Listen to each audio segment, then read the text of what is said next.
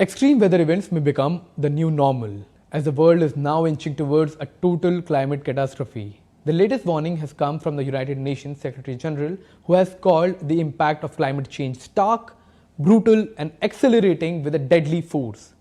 Earth is issuing a distress call. The latest State of the Global Climate Report shows a planet on the brink. Fossil fuel pollution is sending climate chaos off the charts. Sirens are blaring across all major indicators. Last year saw record heat, record sea levels, and record ocean surface temperatures. Glaciers likely lost more ice than ever before. Some records aren't just chart-topping, they are chart-busting. From Latin America to Africa, Middle East to Asia, the impact of climate change is devastating communities almost in every part of the global south. To understand the magnitude of the climate crisis, let's take you through a map of the world to see the countries that are impacted by the global warming just this year. The countries include India, Bangladesh, China, Sudan, South Sudan, Ethiopia, Democratic Republic of Congo, all of South America, UAE, USA, Australia, United Kingdom, Spain, Italy.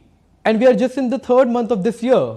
In the world's youngest nation, South Sudan, an intense heat wave has forced the government to shut down all the schools for 2 weeks. With temperatures soaring to a scorching 45 degrees Celsius, residents are struggling to find relief as prices of ice and water are now skyrocketing. Yeah, it is very, very severe. It's affecting the learning environment severe because in the class, this time we cannot sit in the class. Children are sweating in the class, teachers are also sweating. There's a lot of children in the class, conjunction, with the heat. You can experience in the past, the temperature of Juba was not like this because we had a lot of neem trees because of the war now. Most of them have been chopped down for firewood and charcoals. Meanwhile, in Rio de Janeiro, Brazil, residents are grappling with an unprecedented thermal sensation record of 62.3 degrees Celsius, prompting many to flock to beaches and pools for respite. This extreme temperature is increased by warm northerly winds and proximity to the ocean. The people say that even sleep eludes them due to the scorching heat. No one even sleeps at night anymore. They stay outside. If you use air conditioning, the energy bill gets high. I can't afford it myself because for now I'm unemployed. Science has clearly shown that what kills most people in the extreme weather events that are exploding around the world are heat waves, not landslides or floods. The UAE earlier this month experienced severe weather with heavy rain and thunderstorms hitting part of the country, bringing cities like Dubai to a standstill, causing waterlogging, closure of roads and disruption in transportation, with several flights coming into the city diverted to nearby airports. Now let's take you to Asia. Bangladesh's second largest city, Chittagong, is facing a severe water crisis amid drastic increase in the salinity of its primary water source, the Karnafuli River. Climate change-induced sea level rise has caused the intrusion of salt water upstream from the nearby Bay of Bengal, rendering the water untreatable and undrinkable. So you can imagine a vast population of Chittagong unable to have their primary source of water. Our main problem is that we have recently only been getting water once every 2 weeks. We are poor people living in the slum to save some money.